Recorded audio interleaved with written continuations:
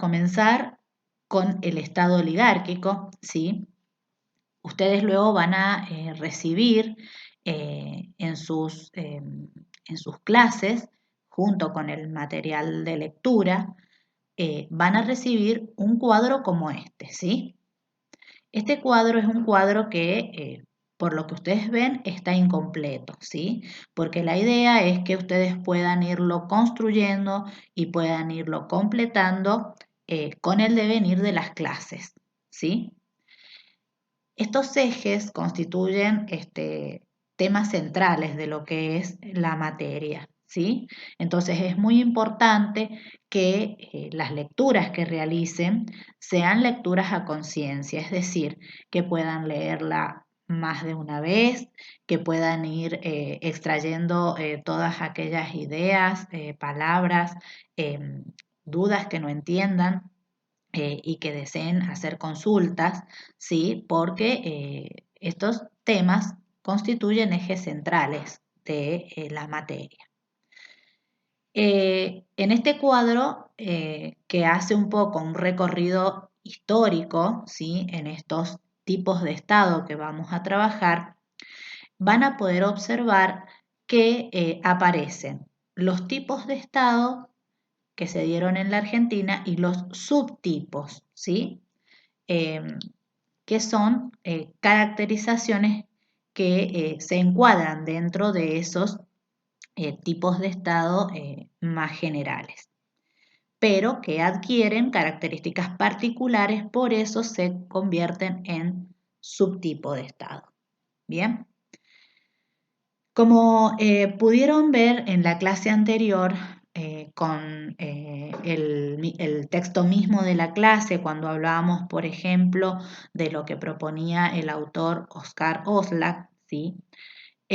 Oslak nos comentaba que en este surgimiento del Estado en Argentina, como Estado independiente, fue un proceso que a nuestro país le llevó un largo tiempo, ¿sí? Es decir, por ahí él dice, no fue o no hubo una suplantación automática o no dejamos automáticamente de ser una colonia española para comenzar a ser un Estado nacional independiente de España, ¿sí? Dice, muy por el contrario, esto fue producto de un proceso, de un largo proceso de luchas, de redefiniciones, de conquistas, ¿sí? Donde pudimos irnos configurando como un Estado independiente. ¿Sí? Entonces él dice, esto no fue un pasaje automático, ¿sí? No podríamos entonces, dice Oslak, definir una determinada fecha como para decir, a partir de ahora fuimos Estado Nacional Argentino, ¿sí? Se hubieron una serie de hechos significativos que muy importantes que ayudaron a esa configuración, pero que se fueron dando a lo largo de un proceso histórico. Entonces, bueno, a este periodo, ¿sí? en el que nos fuimos constituyendo como Estado, hay una autora que ustedes luego la van a tener, al texto ahí en la clase lo van a tener disponible para poder leer, que se llama Alicia Iriarte, que ella define a este momento en que nos fuimos configurando como Estado, lo define como Estado Nacional Emergente, ¿sí? Y lo comprende entre los años 1810 y 1880, ¿sí? Acá, si ustedes se fijan, no hay ningún subtipo de estado, ¿sí? Y aparece en esta línea de presidentes, ¿no es cierto? Aparece desde 1854 la presidencia de Urquiza, Derqui, Mitre, Sarmiento y Avellaneda, ¿sí? Eh, Recuerden que para poder constituirnos como un Estado nacional necesitamos muchos elementos que tuvieron que ver, si nosotros pensamos en lo que son los elementos del Estado, como es el territorio, como es el gobierno, como es el poder, y pensamos en los hechos de la historia, por ejemplo, el 25 de mayo de 1810, constituyó un hecho político importante porque nos configuramos en en esa primera forma de gobierno que fue la denominada primera junta, ¿no es cierto? Pero no podríamos decir que ahí ya fuimos un Estado totalmente independiente porque, por ejemplo, todavía no teníamos una bandera. ¿Sí? Es recién en 1812, cuando nuestra bandera argentina va a ser enarbolada por primera vez por Manuel Belgrano y sus soldados a orillas del río Paraná. Eh, Tampoco, por ejemplo, teníamos un himno, no teníamos una moneda propia, ¿sí? Todo eso va a ser aprobado con la asamblea del año 13, ¿sí? Que va a ser una asamblea muy importante porque también va a declarar lo que se conoció como libertad de vientres en el sentido de decir, bueno, estamos buscando una nación libre e independiente, no podemos tener esclavos. Entonces, a partir de esa proclama, digamos, de esa declaración, los hijos de los esclavos nacían libres, es decir, iban a ser libres desde el vientre de la madre, por eso se lo llamaba libertad de vientre. Bien, aspectos que fueron dando, digamos, estas conquistas. Aparece la figura de San Martín, ¿no es cierto?, en esta campaña libertadora, por tratar de, digamos, ya expulsar a lo que eran los españoles que quedaban en el territorio y que querían seguir luchando por conquistar, reconquistar el poder. Y bueno, tenemos otro hecho importante también, entre varios otros, como es en 1853 la sanción de nuestra Constitución Nacional, es decir, la sanción de esta ley máxima, esta ley madre que nos organiza, ¿no es cierto?, como Estado. Seguramente aspectos mucho más complejos y más completos de esta historia lo van a ver en la materia Historia Social Argentina y Latinoamericana, pero bueno, para introducirlos al tema, les hice ese pequeño repaso. La idea es que ustedes a lo largo de las clases, como les decía, puedan ir estableciendo las relaciones que se dan en cada tipo de estado en relación a lo que es la economía, la política y la sociedad, ¿sí? Porque si nosotros partimos de cómo se llama nuestra materia, se llama Estado, sociedad y educación. Y justamente es lo que atraviesa la relación que nosotros queremos ver con los profes que dictamos esta materia, esa relación en los diferentes momentos de estado, que le van a dar configuraciones y características propias a cada tipo de estado. Si volvemos a este estado nacional emergente, ¿sí? Surgiente, digamos, vamos a ver que las características económicas tenían que ver con un modelo agropastoril, es decir, agropecuario, que era principalmente para el consumo interno, ¿sí? No había una gran cantidad de producción que permitiera la exportación aún, ¿sí? Aparece esta idea de desestructurar el Estado colonial, ¿no es cierto?, de ir tratando de construir una identidad nacional propia, bien, aparecen estas luchas, que es lo que en la clase anterior veíamos que proponía Oscar Oslak, donde nos decía, bueno, ¿por qué no pudimos pasar inmediatamente de ser un Estado colonial a un Estado nacional? Y porque existieron todas estas cuestiones, estas luchas internas entre Buenos Aires, el litoral y las provincias, había que redefinir ciertas cuestiones económicas, políticas, y todo esto nos llevó, digamos, a prolongar ese periodo en que nos fuéramos constituyendo y consolidando como un Estado propio. Bien, Después tenemos acá esto lo que nos dicen los hacendados de la provincia de Buenos Aires, que ellos luchaban por lo que era el control de la aduana y eran los beneficiarios, es decir, Buenos Aires por ser, digamos, la provincia en la que estaba establecido el puerto, ¿sí? Había una gran puja en relación a las provincias por las mercancías que salían del puerto, ¿no es cierto? Y los impuestos que allí se cobraban. Bien, en relación a las clases sociales, bueno, vamos a ver que había una diversidad donde los indios y los esclavos generalmente eran los más perjudicados. En este análisis que ustedes vayan haciendo, es muy importante la relación y lo que puedan ustedes llegar a identificar en el marco de lo que fue la educación, ¿sí? La educación, sabemos que en este estado emergente fue una instrucción pública, ¿no es cierto?, que era más que nada una responsabilidad colectiva, o sea, acá aparecían lo que eran las sociedades populares, ¿no es cierto?, que eran las que venían, digamos, a colaborar en la tarea educativa. Aparecen las sociedades estas de beneficencia, la casa cuna, algunos asilos, o sea, la escuela no era la única encargada de educar, pero hay que tener en cuenta que hasta este momento las escuelas no eran muchas, ¿sí? Éramos un estado en formación que veníamos de una educación que antes había estado en manos de la iglesia, ¿sí? Si nosotros hacemos un retroceso, digamos, histórico y vamos a lo que fue la etapa colonial, ¿sí?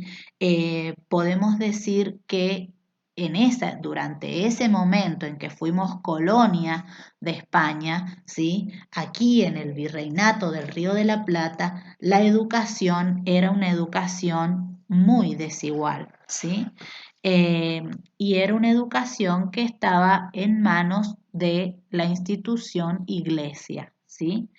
Es decir, que era la iglesia la que se hacía cargo de educar a la población.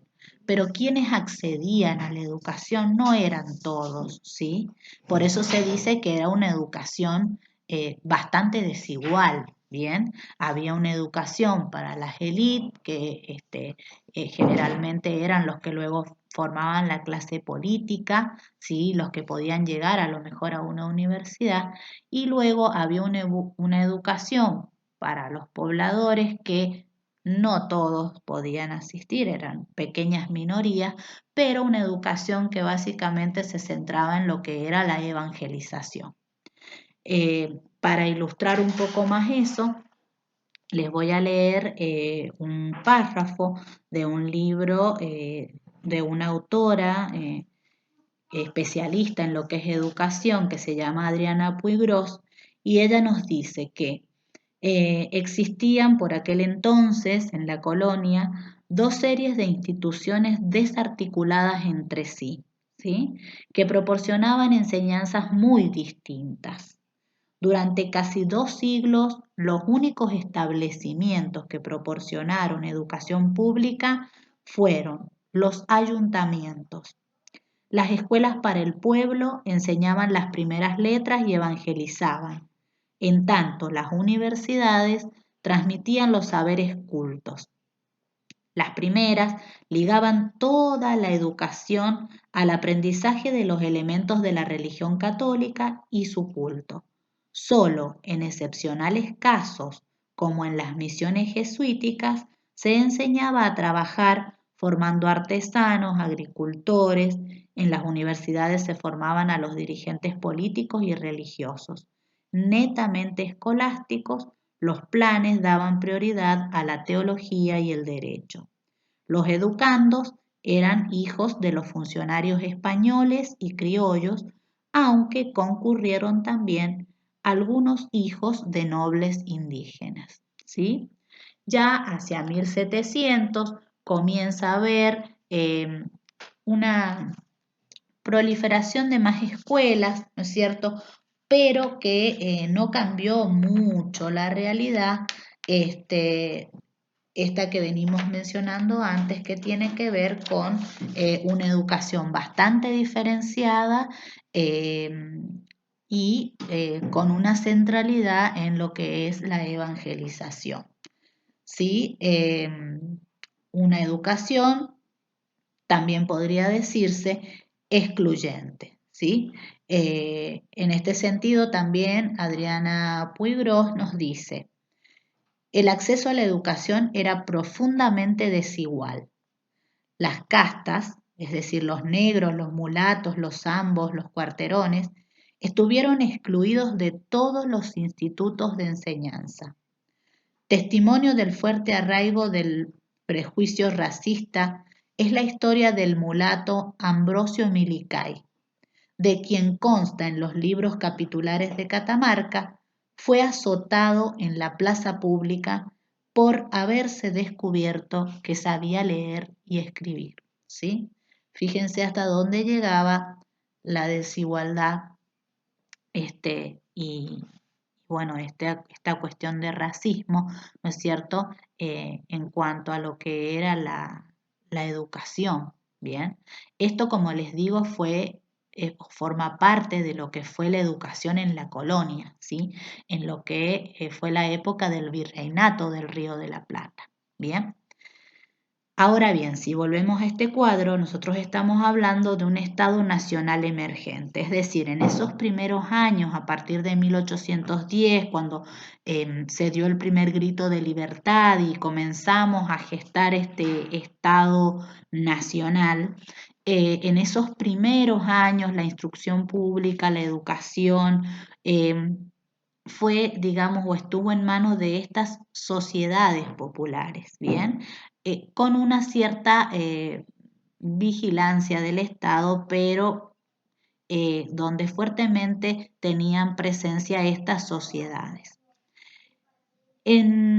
Cada vez que ustedes hagan un análisis de lo que fue la educación en cada tipo de estado, es muy importante que vayan visualizando cuáles fueron algunas leyes educativas, las más representativas de cada periodo, y que las vayan pudiendo plasmar en este cuadro para que cuando ustedes vayan a dar su examen final puedan tenerlo organizado y claro, bien, a esta información. Es por eso que en este cuadro, si ustedes ven en esta última columna, aparece lo que son las leyes destacadas en educación en relación a cada tipo de estado. Como estamos hablando del estado emergente, ¿sí? La legislación que va a ser la más importante y que va a tener injerencia en lo que es el campo educativo va a ser justamente la Constitución Nacional. ¿Sí? La Constitución Nacional de 1853 establecía en su artículo 5 que las provincias debían hacerse cargo de la educación en sus territorios, de la educación primaria, es decir, de la educación del nivel primario, ¿sí? Es muy importante tener en cuenta esto. Luego vamos a pasar a este estado oligárquico, ¿sí? Este estado oligárquico, ustedes van a encontrar que está dividido o que tiene dos subtipos o subperiodos, ¿sí? Porque comienza a tener caracterizaciones bastante distintas. El Estado liberal oligárquico va a estar fundamentalmente constituido por una clase política de élite, ¿sí? Que es la clase que va a tener el control económico y el control político del país, ¿sí? Aquí aparecen algunos, o sea, los presidentes de esos momentos. Es un periodo que va desde 1880 hasta 1930, pero que desde 1880 hasta 1916 lo podríamos llamar Estado liberal oligárquico puro, digamos, y luego en el periodo que va del 16 al 30 lo denominaríamos Estado democrático liberal, porque aquí aparece la presencia de las clases medias en el poder y comienza una democratización o inicio de democratización del poder político. Bien, lo que ustedes van a tener que completar luego de la lectura del texto de Alicia Iriarte es justamente esto, las relaciones que se van a dar a nivel económico, a nivel político, a nivel social, ¿no es cierto?, en estos dos subperiodos. Bien. Más allá de eso, les voy adelantando, bueno, que la sociedad del Estado liberal oligárquico fue una sociedad totalmente heterogénea, ¿sí? ¿Qué significa heterogénea? Que va a estar constituida por diferentes clases sociales, diferentes características culturales, ¿no es cierto? Recuerden que este va a ser el momento también en que va a llegar un gran aluvión de inmigrantes europeos, ¿sí? Entonces, la sociedad va a ser culturalmente heterogénea, ¿sí?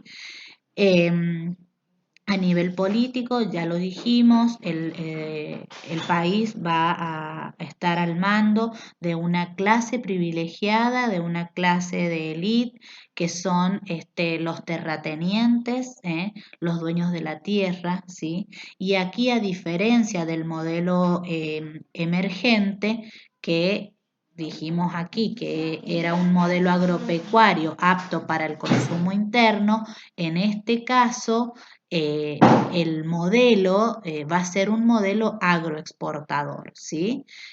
Donde se van a exportar, sobre todo a Inglaterra, lo que son los granos, las carnes, ¿no es cierto? Todos los cereales, y se van a importar productos manufacturados. Es decir, Argentina va a ser exportadora de materia prima y va a importar todos aquellos productos elaborados que aquí aún no se fabricaban.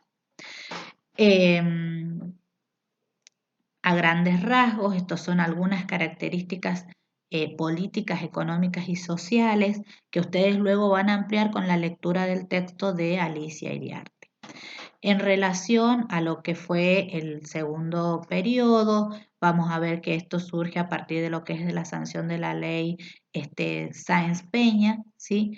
Donde aparece este voto universal, secreto, pero que va a abarcar solamente a los varones, ¿sí? Y a los varones que van a permitir, digamos, un poco una democratización del poder.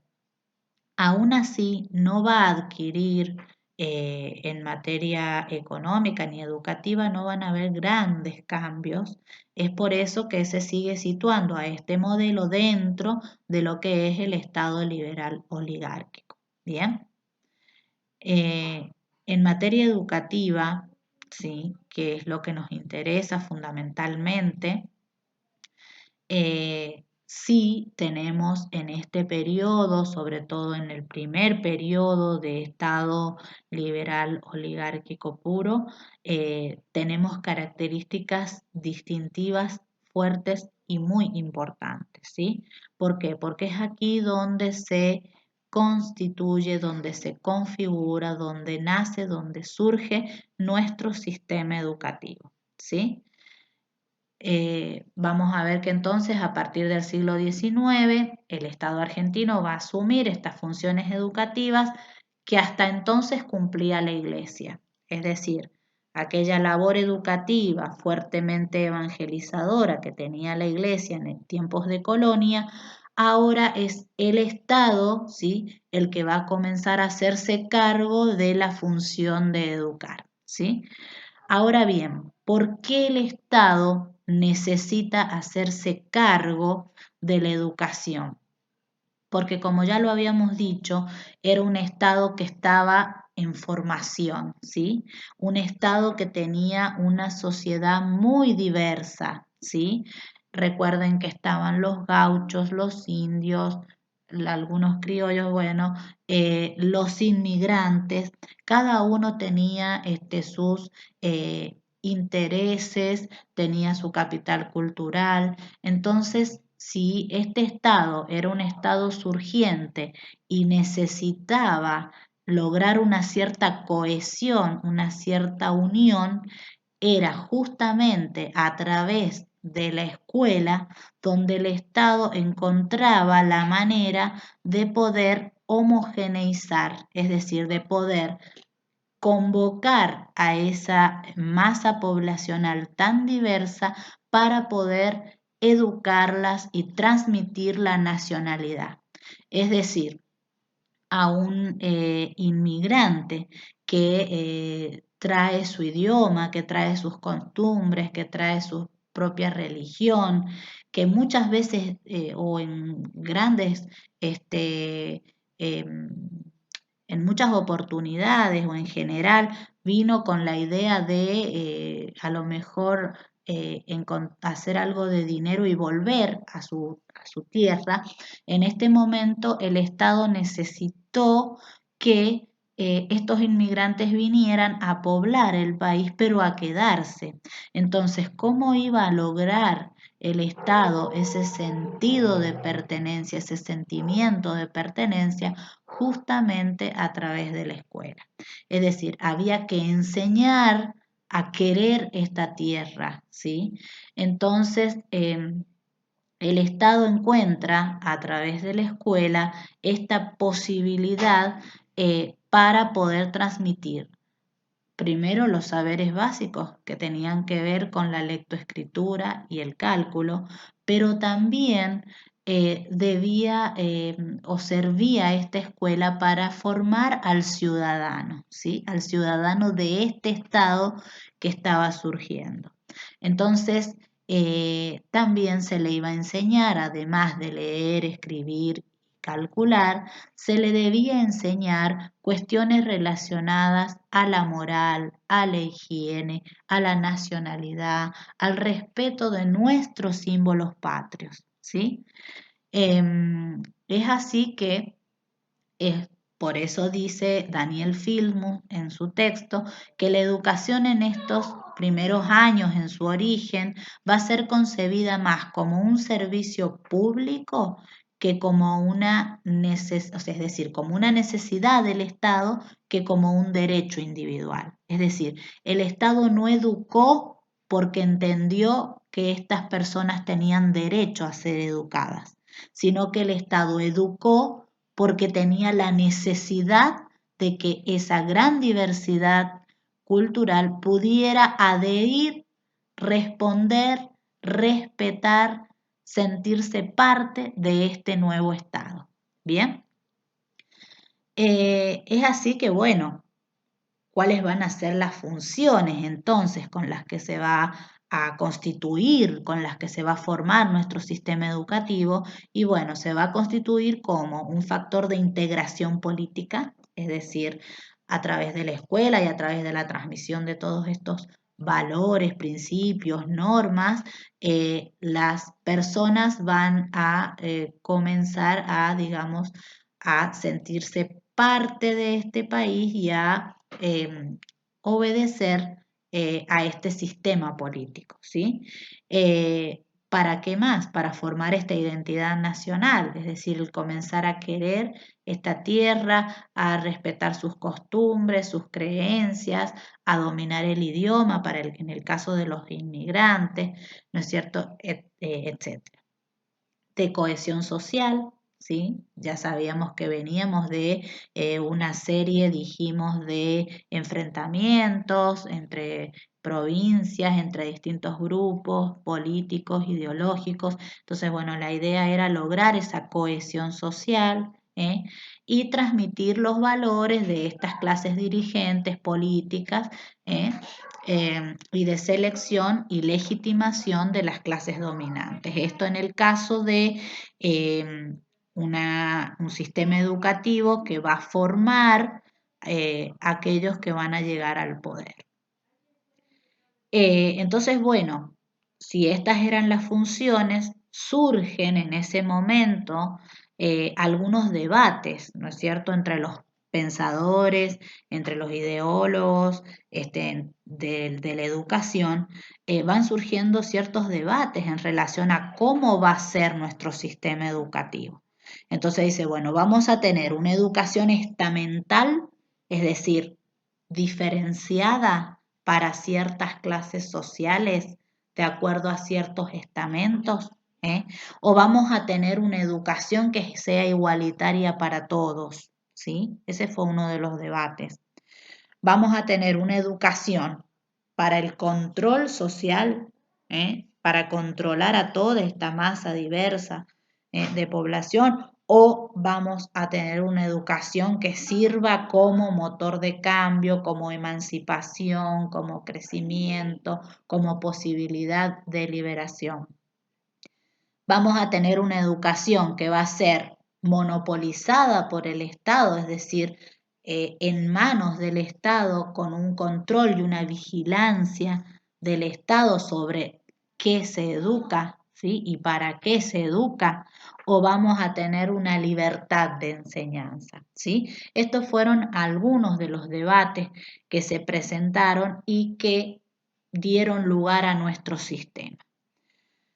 Ahora bien, para poder llevar a cabo esa tarea educativa, nuestro Estado educador argentino va a llevar a cabo una serie de políticas educativas. Una política educativa que ustedes ya saben porque lo vimos en las otras clases, que tiene que ver con que, bueno, a ver, qué acciones, ¿sí? En función de lo que piensa este gobierno, voy a llevar a cabo en relación a la educación. Es decir, ¿qué espero yo de mi población en un determinado tiempo a través de la educación?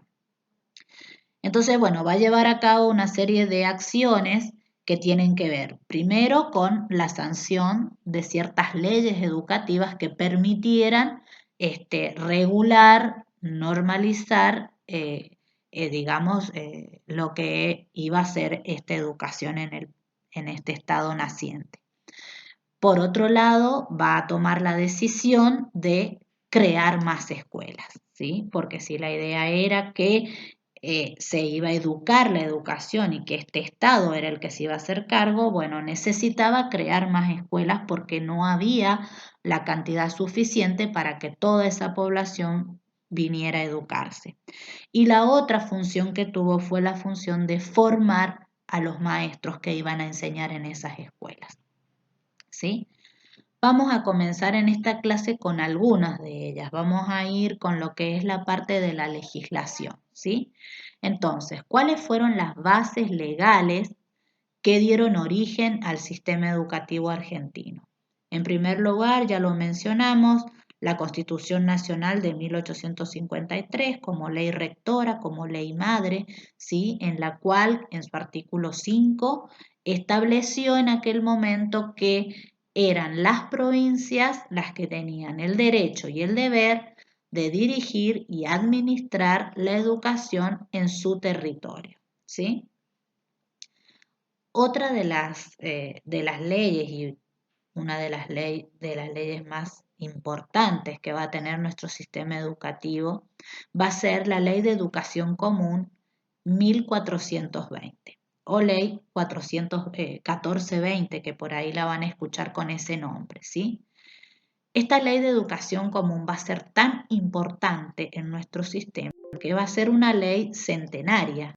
Es una ley que va a durar 109 años, ¿sí? Así que de ahí ustedes dimensionen la importancia que tuvo esta ley para nuestro sistema educativo. Es una ley que va a ser sancionada en 1884 bajo la presidencia de Julio Argentino Roca, ¿sí? Y bueno, como les decía recién, es una ley que va a estar 109 años.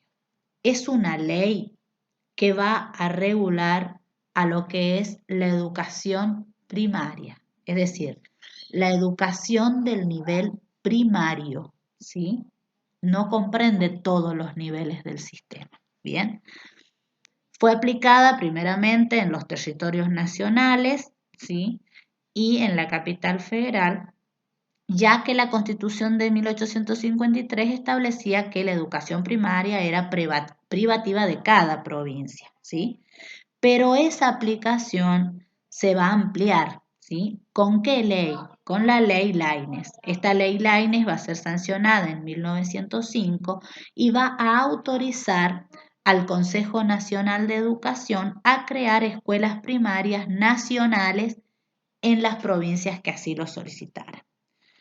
¿Qué pasaba? Cuando la escuela abre sus puertas, es decir, el sistema educativo llama a toda esta gran cantidad poblacional a venir a la escuela, a aprender los contenidos de la educación primaria, las provincias se van a ver superadas en su capacidad de creación de escuelas. Entonces, van a necesitar ese apoyo de la nación para que cree más escuelas en sus territorios provinciales. Es por eso que a partir de la sanción de la ley Laínez van a comenzar a coexistir en el mismo territorio de las provincias escuelas nacionales y escuelas provinciales, es decir, escuelas primarias dependientes de provincia y escuelas primarias dependientes de nación, ¿sí? Ahora bien, ¿qué va a tener de importante esta ley? Uno de los aspectos más importantes de la ley 1420 son sus principios, ¿sí? Tiene el principio de la universalidad, es decir, que entiende que toda persona debe instruirse, ¿sí? A diferencia de lo que ocurría en la educación colonial, es ahora el Estado el que se hace cargo de formar a la población y necesita que todas estas personas vengan a la escuela y aprendan estos contenidos básicos, ¿sí? Entonces, por eso se la denomina ley universal, ley de educación común. Aparece otro principio que es la obligatoriedad, ¿sí? Como el Estado necesitaba formar al ciudadano, necesitaba que las personas vengan a la escuela, que los niños vengan a la escuela, la determina escuela primaria obligatoria, ¿sí? Es decir, ¿a quién obliga? ¿Sí? Obliga a los padres a enviar a sus hijos a la escuela, ¿sí? Si no, iban a ser pasibles de multa ante el incumplimiento de esto. ¿Cuánto duraba la educación primaria para esta ley 1420? Comenzaba con los 6 años y terminaba a los 14 años. ¿Bien? Ahora bien, si esta ley determina que va a ser una educación primaria para todos y que va a ser obligatoria, necesariamente tuvo que hacerla gratuita. Por eso aparece este otro principio que es el de la gratuidad, ¿sí? Otro principio que piensa la ley 1420 es el de la gradualidad, ¿sí? Es decir, se va a ir avanzando en la enseñanza y en el aprendizaje de acuerdo al grado de complejidad del contenido, ¿sí? Por eso se establecen grados, ¿sí? En, en la enseñanza. Y el otro principio es el de la laicidad, ¿sí? Pensemos que hasta ese momento, previo a que se sancione esta ley, 1420 habíamos dicho que era la iglesia la que tenía el poder de educar y que la iglesia tenía una centralidad de educar en la evangelización. Pero ¿qué pasaba si en este territorio argentino, al cual se habían convocado muchas personas inmigrantes, muchas personas extranjeras, cada una traía sus propios credos, ¿no es cierto? Entonces, si yo estaba obligando a una persona a venir a una escuela, eh, no podía enseñarle una religión católica, que era la que se venía enseñando en tiempos de colonia, porque lo más probable era que esa persona no venga a la escuela o abandone la escuela. Entonces, la laicidad tiene que ver con esto de que en la escuela no se iba a enseñar religión de manera obligatoria. Sí se podía utilizar el edificio escolar para enseñar eh, religión a los cultos que así lo soliciten, pero eso debía ser fuera del horario escolar y no de manera obligatoria. Entonces, estos son los 5 principios básicos de la Ley 1420: universalidad, obligatoriedad, gratuidad, gradualidad y laicidad. Es así que bueno, en esta clase la idea es que ustedes puedan trabajar sobre el Estado liberal oligárquico con sus dos subperiodos, haciendo un análisis fuerte en lo que es la relación economía, política, sociedad, Estado en estos tiempos y con una centralidad y haciendo foco en lo que es la educación, ¿sí? Para ello van a trabajar en 2 documentos base, que es el de Alicia Iriarte, que se denomina Modelos de Estado en Argentina, y con el documento de Daniel Filmus, que se llama Estado, Sociedad y Educación en Argentina de fin de siglo. Esos son los documentos que van a trabajar en esta clase. Bueno, espero haber sido clara y cualquier duda ya saben que disponen del foro o de la mensajería interna.